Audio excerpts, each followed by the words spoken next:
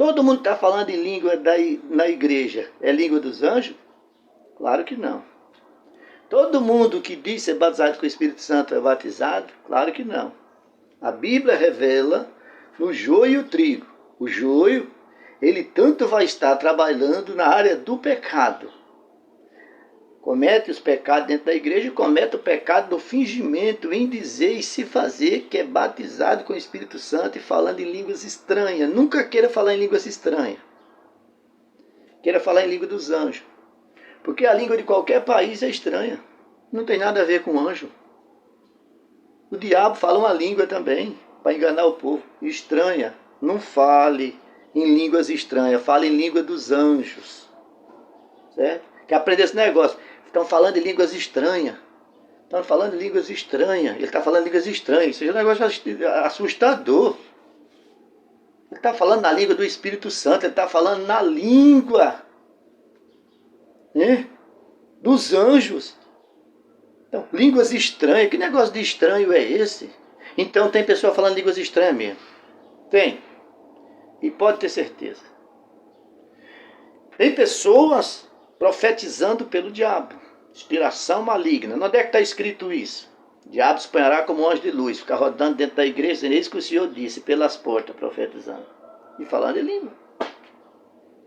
Ele pode imitar Deus de todos os lados. Como conhecer quando a pessoa está falando em língua dos anjos ou se está falando em línguas, como diz, estranha, terrível? Como conhecer? Se nós conhecesse, nós não seríamos enganados. E a Bíblia diz que se for possível, até os eleitos de Deus serão enganados.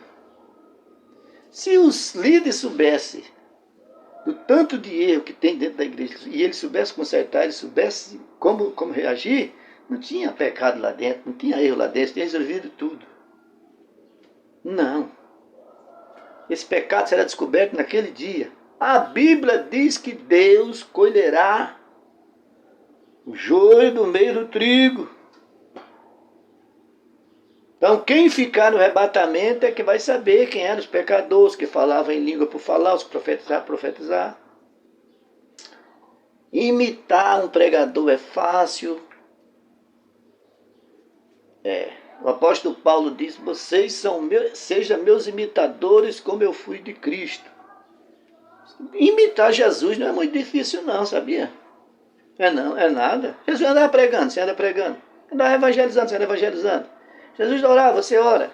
Jesus jejuava, você jejuava. Olha só. Jesus mandou Pedro dar oferta. Faz de conta que Pedro deu. Foi lá e deu. Vai lá.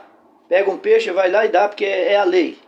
Então, imitar Jesus é fazer o que Jesus fez. Agora, andar como Jesus quer, aí é outra coisa. Então,